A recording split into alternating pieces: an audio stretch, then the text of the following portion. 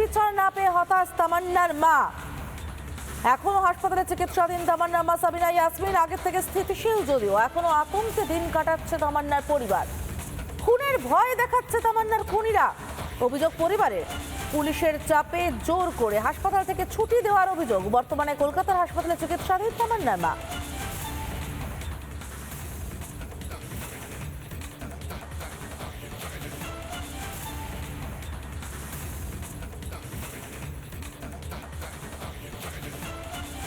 মেয়ের বিচার না পেয়ে হতাশ তামান্নার মা। এখনো হাসপাতালে চিকিৎসাধীন সাবিনা ইয়াসমিন। আগের থেকে স্থিতিশীল তামান্নার মা, তবে এখনো আতঙ্কে রয়েছে পরিবার। অভিযোগ, খুনের ভয় দেখাচ্ছে তামান্নার খুনিরা। পুলিশের চাপে জোর করে হাসপাতাল থেকে ছুটি দেওয়ায় কলকাতায় নিয়ে আসা হয়েছে তাকে। মানে বারবার যে আসামিগুলো যে মানে বাড়ির কাছে যে বাড়িতে ঘোরাফেরা করে করছে, হয়তো নিজের ইচ্ছে মতো কাজ চাইছে। পুলিশকে এত বলেও পুলিশে যেখানে কোনো কাজ করছে না, ওই জন্যে মানে ঘুমের ওষুধ খেতেও বাধ্য হয়েছিল। যেহেতু অনেক ঘুমের ট্যাবলেট খাই ওখানে হসপিটালে নিয়ে আসা হয়। নিয়ে আসার পরে ওখান থেকে মানে পুলিশ জোর করে মানে ইচ্ছে করে চাপ দিয়ে ছাড় করে নিয়ে যাওয়া হয়েছিল। ছুটি নিয়ে যাওয়া হয়। মানে এতদিন আজকে 7 মাস মরা হয়ে গেল তামান্না। তার বিচার আসবেন, দেখুন বিচার পাচ্ছে না। হুমকি দিচ্ছে, ওরা বলছে যে তামান্নার মাকে বাবাকে ওদেরকে ফোন করলে আমাদের মানে কেসটা শেষ হয়ে যাবে।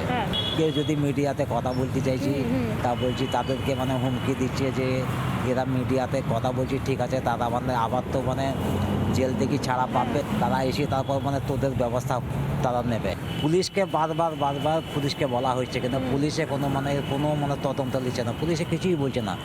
এসপিকে ফোন বলা হয়েছিল যে দেখেন এরকমভাবে আসামি যেহেতু বাড়িতে ঘুরে বেড়াচ্ছি, তাহলে এর কোনো ব্যবস্থা নেন। তা বলি ঠিক আছে, বলি কোনো সময়তে পুলিশ আসেনি গো। মুখ্যমন্ত্রী কোনো মানে আসবে না, মেম্বার কিন্তু নেতারা আজ পর্যন্ত মানে তামান্না যে মরেছে আজ পর্যন্ত একটু মানে কেউ আসেনি গো।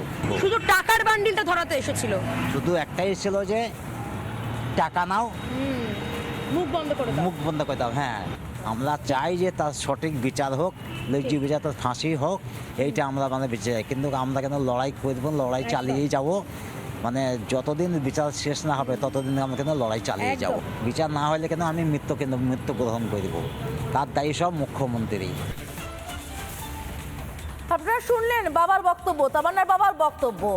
সরকার প্রশাসন কেউ দেখছে না, সংখ্যালঘুদেরকে এইভাবে অবহেলা করা হচ্ছে। এবং তোহা সিদ্দিকীও এই নিয়ে অভিযোগ করেছেন, বলছেন সংখ্যালঘুরা কোনো ধরনের কোনো বিচারও পায় না, শুধু শাসক দলের তাবেদার হলেই তারা বিচার পাবে। পশ্চিমবাংলা সরকারের কাছে আমি দাবি রাখছি, তামান্নার মা নিরাপত্তায় ভুগছে, তার নিরাপত্তা কিভাবে তাকে সিকিউরিটি দেওয়া হবে, তাকে কিভাবে সাহায্য করবে, তার জন্য আমি অনুরোধ করছি।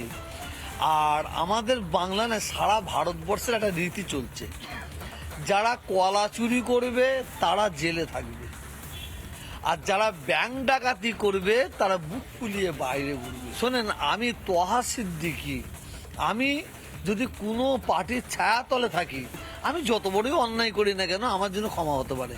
আর আপনি যদি পার্টির ছায়াতলে না থাকেন, আপনি ছোট্ট একটা কলা চুরি করবেন, আপনাকে ভোট দেবে। এই তো বাংলা চলছে। তবে আমি চাইবো তামান্নার মা সুস্থ হোক এবং তাকে পশ্চিমবাংলার সরকার তাকে যাতে সিকিউরিটি দেয়, তার সুন্দর ব্যবস্থা করে, তার জন্য আমি অনুরোধ করবো নাকি।